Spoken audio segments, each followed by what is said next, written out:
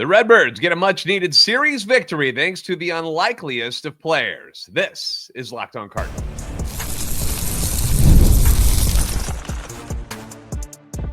You are Locked On Cardinals, your daily St. Louis Cardinals podcast. Part of the Locked On Podcast Network, your team every day.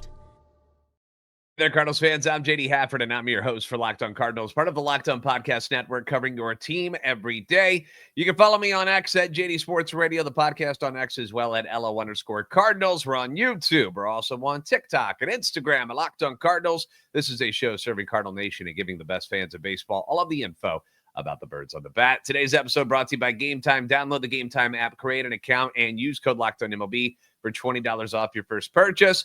Cardinals take care of the Washington Nationals on Thursday night.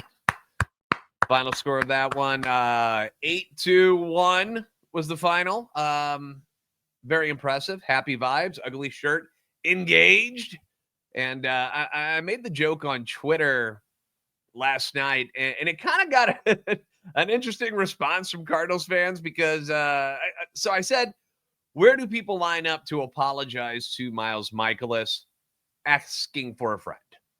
And the joke was about me, that I was the one that needed to line up to say, I'm sorry to the Miles Mikolas. I wasn't expecting other people to feel bad or to be apologizing for anything they've said about the Cardinals pitcher. But it didn't stop people from responding to it. Man, oh man, some people got hot. They got hot about this one. Some of the responses here. One good game doesn't help me forget the last couple of seasons. I just picture everybody writing this stuff to me just with anger and just not happy whatsoever. I won't be apologizing. Still doesn't change his poor performance this season. There is no way this guy will ever be good enough to make us World Series contenders. Pump the brakes. It's one start against the hapless Nationals. Sure, he pitched a great game, but that doesn't absolve him of his horrendous last few starts. One good game against a below-average team does not mean the Cardinals can count on him. And a lot of people, and it just kept coming. like they just kept pouring in. And there were other people. I mean, there were some positive people, too, that but those weren't the ones that were funny. Those were the ones that stood out to me. You know, a lot of people kept responding with, hey, well, hold on. Let's see some more from him first. Not quite there yet. But I think most of you understood the joke. You understood the joke because we have pounded on Miles Mikolas like the rest of the hitters in Major League Baseball have over the last 3 seasons, where Miles's production has tapered off considerably from the All-Star days when he was just coming over from overseas. And I'm going to probably do the same thing if Fedde goes out and pitches well on Saturday, because we've been crushing him for not being very good. And that's part of this whole thing. When you're a professional athlete and you don't perform well, people are going to destroy you, and you got to have thick skin and get through it. And it's not that I want to see these guys fail. I don't. I want to see Miles Mikolas throw a no-hitter every game the rest of the year. I would love it. Same for Erick Fedde. Like, I want to see them succeed. I have seen them succeed. But recently it's been really, really tough. But Erick Fedde, in case you haven't heard, is going to be pitching on Saturday against the Braves and not Michael McGreevy, which has triggered some people as well. But I want to focus on Mikolas for now and what happened on Thursday, because that's the real story here. Miles Mikolas, after getting blistered in Wrigley in his last outing, came out, shut down Washington for 5 2/3 innings. And these are the same Nationals who just put 8 on you the night before. So saying that it's only the Nationals, that's irrelevant. I don't care if it's the Rockies, the White Sox, or any of these other teams that has been offensively challenged this year. You shut out a Major League Baseball team, you deserve some credit for it, because it doesn't happen all that often. Pirates are one of the worst run-scoring teams in baseball. Look what they just did to the Cardinals recently. I mean, these are Major League teams. These are Major League players. Some have better ones than others, but you still have to go out there and get it done. and every game is different. And Mikolas gave the Cardinals an excellent start on Thursday, and they took advantage of it. They win the series, their first series win in the month of July. So that should be applauded. All right. Good job. Excellent job. After the game, Miles was pretty happy with things said. It felt pretty good after last game. After that third inning, I kind of figured out what I was doing wrong and fixed it. Went from there and just went out and pitched my game. In the third inning, Mikolas threw, or after the third inning, I should say, after the third inning in Chicago. What he's talking about here was that, he threw 3 shutout innings against Chicago after that. Remember, everybody's like, I can't believe he made it 6 innings. Well, it's because he was pretty good after the first 3 innings. Wasn't too shabby, but the damage had already been done. But 3 there, 5 2/3 innings here. That's 8 2/3 innings because I am mathematically awesome. You'll take that, right? You'll take that. And we all know what Miles is. We've seen it plenty over his tenure with the Cardinals. Throws a lot of strikes, does not have overwhelming stuff, doesn't strike out a ton of people, doesn't walk a lot of people, has got to hit his spots or else he's going to get hit hard. And if he was tipping things, which is what I think everybody thought he was doing in Chicago, then that's going to make more sense as to why he was getting hit even harder than normal. Because it's not like every pitch that got hit over the ivy was like, his 92-mile-an-hour fastball right down the middle. Like, some of them weren't that bad of pitches, and the Cubs were just teeing off. They were hitting everything hard. So after the game, Ollie said Mikolas had everything working. He stayed out of the middle. I thought he mixed well enough to keep them off balance. We needed it. We talked enough about it, and we needed him to have a bounce-back type of an outing, and that's exactly what he did. So no, you do not have to apologize to Miles Mikolas. I'll do it for everybody. I'll take the bullet on this one. You don't have to apologize to him. After the game in Chicago, you bashed him. I bashed him. Most of the nation who paid attention was like, "Oh my God, this guy's terrible." And you can continue if you want to request that he be released or traded or whatever you want done. And you want the Cardinals to put in somebody else better in his spot because they should. I fully agree with that. We should be better than Miles Mikolas. Like you would want better. I'd be ashamed of you if you didn't want to improve on what you have already. That would be lame. But that's probably not going to happen until after the season anyway, and after his contract is up. So we're going to ride with the Lizard King, who, to his credit, did his job very, very well last night. So I applaud you, Miles Mikolas. The offense also came to play. We'll discuss them coming up next on Locked On Cardinals.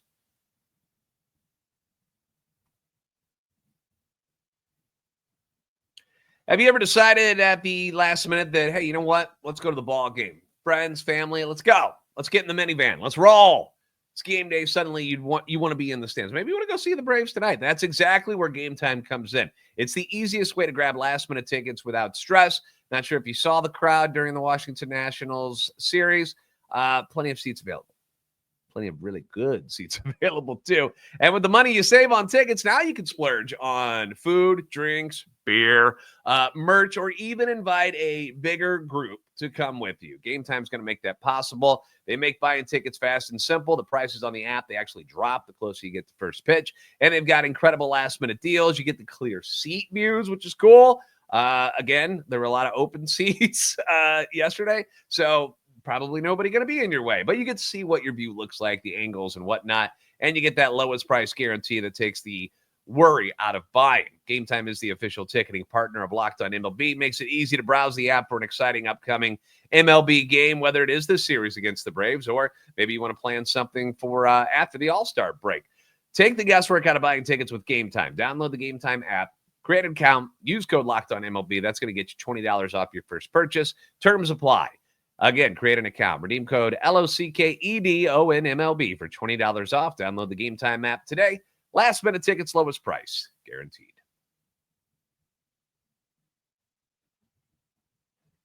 Thanks again for making Locked On Cardinals your first listen every day. Leave your comments on YouTube as well as on X anytime you want. Feedback always welcome and encouraged, good or bad.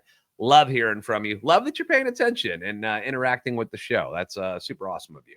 The Cardinals offense got back into gear on Thursday, putting up 8 runs on 10 hits, which was certainly a sight for sore eyes after getting humbled by Mackenzie Gore the night before. Now, can we at least acknowledge? I know we love to say every time that the Cardinals get shut down that they suck. They cannot do this or that. They're terrible at baseball. This team is awful. I know we love to harp on them and get all crazy about things, but can we at least acknowledge the fact that despite his record, Mackenzie Gore is a pretty freaking good pitcher.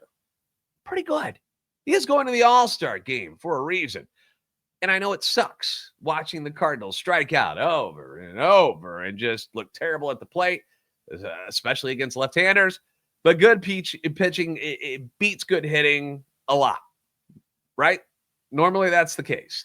So it really wasn't all that surprising that the Cardinals would come out and struggle against an all-star left-handed pitcher like Mackenzie Gore. Even though they beat him once already this year, it did not shock me that is what happened. I warned you, if you listened to the show before Thursday's or Wednesday's game, that I warned you that I would expect some swing and misses tonight. Probably not going to look great. But it's why I didn't get all bent out of shape about it. You know, we didn't really talk about that game all that much because there wasn't a whole lot to talk about. The offense wasn't there because Gore was good. Andre Palante was bad and got off to a really bad start, and that was that. Like, there wasn't a whole lot to dissect in that particular game that was all that interesting. So I was hoping for a return to normalcy for Thursday night's game against Michael Soroka. Right-hander, which is great. Cardinals actually do better against righties than lefties. And that's what we got. You know, the Cardinals hit righties better, and seeing them have more success with Soroka on the mound, again, not all that surprising, but damn, it was still nice to see it happen. We can theorize that it's supposed to happen, but until it actually manifests itself on the field, you don't know. You don't know. But it was nice. You know, they got to string some hits together. But one thing that also stood out to me was the nice situational hitting at bats. It's something that I complain about a lot, and I know it's easier said than done, but I just feel like in the last month, I've seen a lot of pop-ups and strikeouts and weak ground balls to the wrong side of the infield that have cost the Cardinals some runs recently, like just where innings should have been better than they were. Earlier in the year, you weren't seeing that happen all that often. You were seeing the Cardinals thrive in those moments. And at least to me, it seems like it tailed off a bit. I don't have any stats that prove it, but it just, naked eye watching the games each day, it felt like I wasn't seeing the same good approaches and the same productive at-bats in certain situations. That was out the window in this one. They did it against Washington. First inning, you get the single, the double, and then you get the ground out to get the run in. Excellent job by Alec Burleson. Third inning, another leadoff single by Donnie. Moves to second on a wild pitch, which wasn't really all that wild. It was blocked, went in front of the plate, but Donnie read it well. Great base running, got a good jump, takes second base, and then Burley follows up with an RBI single to center field, just like that, 2-0. None of it is sexy, but it's efficient. And it's the stuff like this that the Cardinals have to do to win baseball games. They're not usually going to outslug people. You know, it's just not their thing. That's not who they are.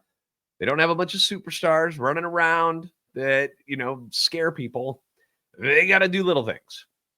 They continued it. Sixth inning, perfect example of timely hitting, manufacturing runs, and doing it without the long ball, which is how this offense lives more times than not. Willie singles against the shift. You know, does a good job, puts it in play, finds the hole to the right side. Newt hits the ground rule double, which was smoked. Credit to Newt there. Arenado singles to right field as well, makes it 3-0. Just really good pieces of hitting by those guys, not trying to pull things on the outside part of the plate. Gorman walks, which was nice to see, considering he's been striking out a lot in the last couple of games too. So I hope he's not getting a case of the whiffs again. But he takes a walk there, keeps things rolling. Pozo gets some luck when Abrams whiffs on that ground ball to short. Still not sure how that's a single, but okay. Makes it 4-0, and then you get two at-bats by Victor Scott and Donnie again, and they're productive at-bats. They don't get hits, but they are productive at-bats to bring in two more runs and make it 6-0. You know, Victor hit his pretty well. Nice play at first base there. Donnie gets the sac fly. Then you got Victor swiping second base. Love watching him run, as always. And then a big 2-out, 2-strike double by Mason Wynn to bring him in easily. It's 7-0, and the boys are rolling. Newt's double really was the only, if you want to say, ringing hit in the inning, or where it was like, whoa, he got a hold of that one. Everything else just kind of found spots. Mason Wynn's double was hit well as well. But you know what I'm saying, though? It wasn't like they were just shooting bombs off the wall and out in the outfield. They're plugging a bunch of gaps or anything. They were just finding the holes and putting the ball in play, and it got the job done. I love watching baseball like that. That's the stuff that teams who don't have superstars and, are loaded with 3 or 4 sluggers in their lineups that are going to hit 25 to 35 home runs. This is what they have to do. And I always go back to the Toronto Blue Jays series. And if you remember this, the Toronto Blue Jays were playing good. And they came in and just annoyed the hell out of the Cardinals and their pitching staff. They took good at-bats, smart at-bats. They didn't strike out a lot. They kept putting the ball in play. It kept finding holes, whether it was soft contact, whether it was hitting with runners in motion. Like, it just, everything about them, I was like, oh my gosh. And it was at that point where I was like, dude, everybody needs to start paying attention to the Blue Jays if this is the team that they're going to be. And they have not stopped since that time and are now in first place in the AL East. Like, just swept the Yankees, blew right past them, and that's the kind of team the Cardinals need to be. They got Vladdy Guerrero Jr. I understand that. They got a Bo Bichette. But, George Springer has been doing things, and you've got a bunch of guys that people had never even heard of that are doing a good job for them, and it's working as a team. It is not all on Vladdy Jr.'s shoulders. So that's what I want the Cardinals to be like. When things are going well, they do look like that. Wilson Contreras ends up hitting a home run in this one, 12th long ball of the year. Does that in the 7th inning, and the Cardinals take it easily 8-1. Willie's home run also tied in with Lars Nootbaar for the team lead at 12. Newt had to leave the game last night. Had some discomfort in the rib area, but they just released the lineup a little bit ago, and he is back and is in the lineup tonight. So it was just cautionary. No big deal. So that's good news. RBIs, 52 now for Wilson Contreras, tied his career best pre-All-Star game total that he set with the Cubs back in 2019, that courtesy of Rob Raines. All in all, just really a well-rounded performance by the Cardinals who took care of business and got a series win. They're now 5-1 against the Nats this year, and good teams take advantage of those not so fortunate. I don't want to say a bad team because it's hard to look at Washington and go, they're bad.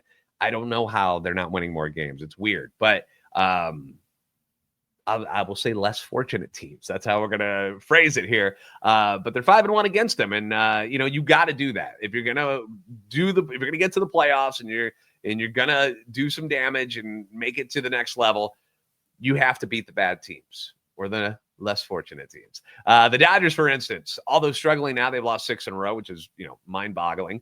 They're 20-22 against teams above 500.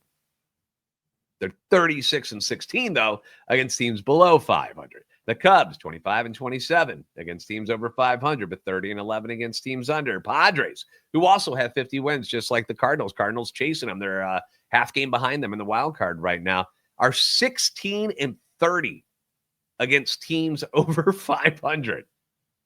But they flip it and are 34-13 against the teams under. Cardinals are now 29-16 against teams under 500, which is good.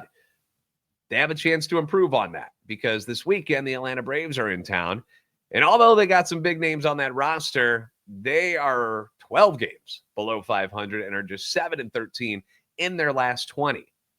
We're going to talk about that series. Plus, we've got some updates on Ivan Herrera. Erick Fedde we'll talk about. J.J. Wetherholt, Tekoah Roby, Jordan Walker. All of that coming up for you on Locked On Cardinals.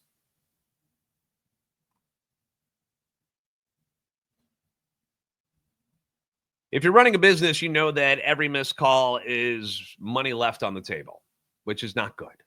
Every dollar counts, right? Think about the last time you had some sort of emergency, whether it was a plumbing issue, roofing issue that I just dealt with, where there was leaking because of all the crazy windstorms and thunderstorms that we've had so far in the spring and the summer. And the first person you call, if they don't pick up, you don't just stop calling people. You move on down the list and you find another person who does pick up and helps you. And you don't want that if you're a business owner. And that's why having a reliable business line is so important. And that's why you need OpenPhone if you don't have it already. OpenPhone is the #1 business phone system that helps you streamline and scale customer communication, all from an app on your phone or your computer. If you juggle 2 phones to keep it separated from business and personal, don't worry about it. OpenPhone will fix that. They solve it instantly. Your whole team can share one number and respond to customers like a shared inbox, so nobody's left in the dark. And you've got AI agents that handle after-hours calls, answer the common questions, and capture leads so you never miss a customer again. OpenPhone is offering Locked On Cardinals listeners 20% off your first 6 months at openphone.com/LockedOnMLB. That's OpenPhone.com/LockedOnMLB. And if you already have an existing number with another service, OpenPhone will port them over, and they'll do it at no extra charge. So you're out of excuses. OpenPhone, no missed calls, no missed customers.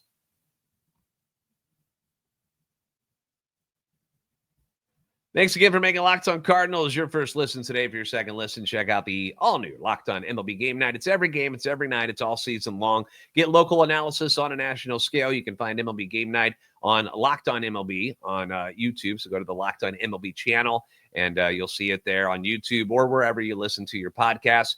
The Atlanta Braves have dealt with a lot of injuries this season, and because of that, they are not the Braves that we are used to seeing. Ronald Acuna Jr. is back, and he is incredible. Like, he's still awesome. So definitely a bat to keep an eye on. Matt Olson is still there. Austin Riley is still there. Michael Harris is still there. Sean Murphy. I mean, you hear these names, and you're like, what the hell? How are they not good?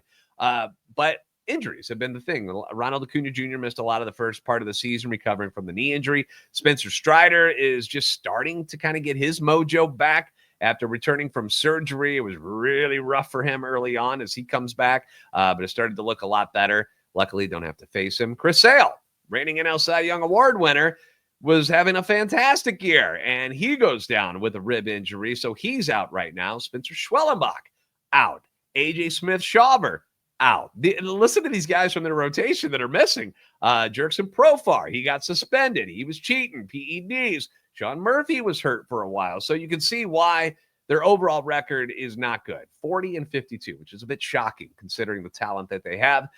In July, so far, they've lost 2 of 3 to the Angels. They got swept by Baltimore, just lost 2 of 3 to the A's. If you're the Cardinals, you step on these guys while they're down. There is no mercy in this dojo. You gotta keep them down, man. Because the Braves, they will come up and bite you. We've seen them do it to the Cardinals before. Keep them down there. Let them suck. Let them suffer. Matthew Liberatore will get the ball tonight. Let's go through the pitching matchups. Matthew Liberatore, Friday night. Grant Holmes, who was another Kenny Power lookalike guy, got the long hair and the facial hair. Does not look like he would be a good athlete, just when you first glance at him. But he is pretty good. A lot of strikeout stuff. Since May, he's punched out 92 hitters in 74 innings. That's a pretty good number. The ERA is just 3.04. Doesn't get knocked around much. Yet, his record, 2-7 over that time. The Braves are 3-10 in those 13 starts that he's made. So it's not really on him. They just don't seem to score runs when he's on the mound. Well, let's keep it that way. Let's let Matthew Liberatore eat tonight. Saturday, the Cardinals are giving the ball to Erick Fedde, and I know most people wanted Michael McGreevy. Count me in as one of those guys that was right there with you, but the Cardinals they got a couple different things here. They have a couple different reasons why they're pitching Erick Fedde again. Number one, they're trying to get him right so that he can help them win ball games. That's one thing. But part 2 of this is they're also trying to conjure up some sort of trade value for him before the deadline. You know, the plan with Erick Fedde, the trade to get him on, the idea of doing it made sense, but it has backfired big time due to his struggles, not only at the end of last year with the Cardinals, because he didn't make all that much of a difference for them to try to make a playoff push. And then this year, it just hasn't been there. You know, he's had a few good games. Obviously the Nationals game was a good one. Pitched really well in the next one after that. But after that, it's been rough. And I'm not really sure that teams are going to get fooled if he has one or two more good outings before the trade deadline. But at this moment, he might not even be on anyone's radar. Like, who wants him? His last 9 starts, he's 0-6 with an ERA of 6.48. That's hideous. Why would you want to bring that into your team if you're trying to make a playoff push? Unless injuries or something happen and you're that desperate. I'm hoping for the best for him, just like I always hope for the best for Miles Mikolas. But this trade has been a massive failure. Massive failure overall. I saw the value in it last year, getting Pham in here to face the lefties and get things going, which he did right away. But after things tapered off for the Cardinals, he became expendable and they just cut him. And then Fedde just has not worked out at all. Didn't help them much last year. Hasn't helped them all that much this year either. So just bad trade. Didn't work. Then you've got Sonny Gray in line to make the final start. So that's good news. Before the All-Star break on Sunday, there will be no 70 pitches in this one. I'm sure he'll go as far as he possibly can and have a nice, enjoyable All-Star break. Ivan Herrera began a rehab assignment on Thursday night in Memphis, 1 for 3. The news about him, not so much that he got a hit, but he's expected to DH for 4 games before Sunday. And when he does return to the Cardinals, which will happen after the All-Star break, I'm guessing, he will only have limited, if any, catching assignments for the rest of the season. They say it's just due to the leg injuries. He's had 2 leg injuries in the same leg. They're trying to avoid that because they got to keep his bat in the lineup at all costs. So DH is going to be his thing. I've heard that he's also working out in the outfield just in case they need to put him out there. I think first base is going to be his future when Willie is gone. But as of right now, the catching will cease, and it'll be Pozo and Paez moving forward, and Herrera is just going to be a DH bat, which it's fine. Stay healthy because they need that freaking bat so bad. He's arguably their best hitter. Jordan Walker hit a home run for Springfield last night. He continues to work on timing. It hasn't been easy for him at all during the rehab assignment so far. So people are wondering what the plan is for him even after the All-Star break. I'm guessing they activate him and bring him back, but there's still a possibility that he stays down in the minors for a little while until he can get that swing fixed. If it's ever going to get fixed, people are really worried about him. I'm one of them. One guy I'm not worried about, J.J. Wetherholt. Really nice start at Memphis since getting promoted. 4 for 11. He's got a single, double, triple, and a home run. Yes, he has hit for the cycle over 4 games, but he's hit for the cycle. Is it 4 games? 3 games. 3 games. He's hit for the cycle in 2 ribbies, 4 runs scored. He looks great. Hasn't slowed down a bit since getting to AAA. Tekoah Roby pitched 5 2/3 scoreless innings for Memphis, walked 1, struck out 6. He's now allowed just 2 earned runs in his last 4 starts with them while striking out 21 in 21 innings. Again, if they decide to move on from an Erick Fedde, Michael McGreevy obviously has the first spot. But if they move on from anybody else, it's Tekoah Roby. Come on down. We'd love to see you. But you got to be impressed with what he's done so far this season, and he looks the part, man. Staying healthy was always the big key with Tekoah Roby over the years. Has been healthy this year and has moved up from AA to AAA, and St. Louis, the next spot to go. We're going to do some draft stuff tomorrow. I will have a new episode for you on Saturday with the Cardinals picking number 5 overall on Sunday. So I'm going to go do some research, get through all the different mock drafts to see who and what the Cardinals are going after.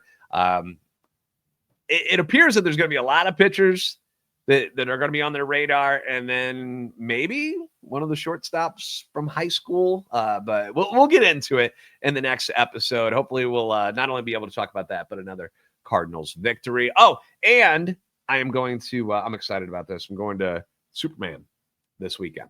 Yeah.